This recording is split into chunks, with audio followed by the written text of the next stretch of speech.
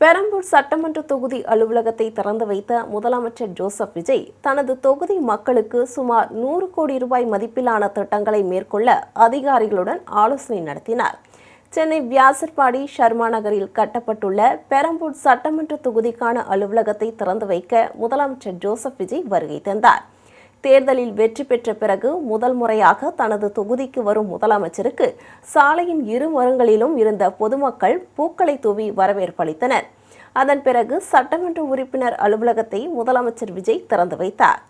கொள்கை தலைவர்களின் உருவப்படங்களுக்கு மரியாதை செலுத்தியதை தொடர்ந்து சட்டமன்ற உறுப்பினர் இருக்கையில் அவர் அமர்ந்தார்.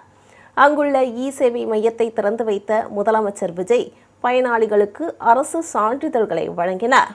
பின்னர் பெரம்பூர் தொகுதியில் மேற்கொள்ளப்பட வேண்டிய மக்கள் நலத்திட்டங்கள் தொடர்பாக அதிகாரிகளுடன் ஆலோசனை மேற்கொண்டார். சுமார் 100 கோடி ரூபாய் மதிப்பீட்டில் இந்த திட்டங்கள் மேற்கொள்ளப்பட உள்ளதாக கூறப்படுகிறது. சட்டமன்ற உறுப்பினர் அலுவலகத்திலிருந்து சாலையில் நடந்து சென்ற முதலமைச்சர் விஜய்க்கு பொதுமக்கள் மலர்களை தூவி தங்கள் மகிழ்ச்சியை தெரிவித்தனர். இதைத் தொடர்ந்து புதிய ரேஷன் அட்டை வழங்கும் சிறப்பு திட்டத்தை தொடங்கி வைத்த அவர் பொதுமக்களுக்கு ரேஷன் பொருட்களையும் விநியோகம் செய்தார். புதிய மின்னணு குடும்ப அட்டையை பெற்றுக் கொள்கிறார்கள். இவாஞ்சலின் எஸ்தர் ராஜாத்தி அவர்களுக்கு புதிய மின்னணு குடும்ப அட்டையை தமிழ்நாடு அரசின் உணவுப் பொருள் வழங்கல்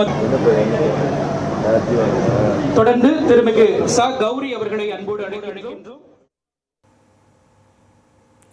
பின்னர் வியாசர்பாடியில் அமைந்துள்ள மின்சார பேருந்து பணிமனையையும் முதலமைச்சர் ஆய்வு செய்தார்.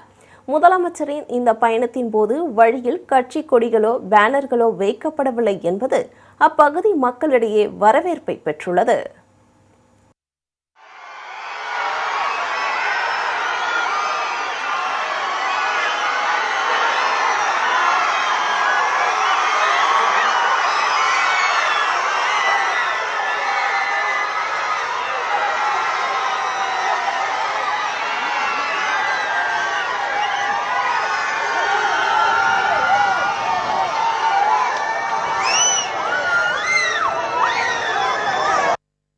அவர் ஆஃபீஸ் ஓப்பன் பண்ணுறாரு சொன்னாங்க.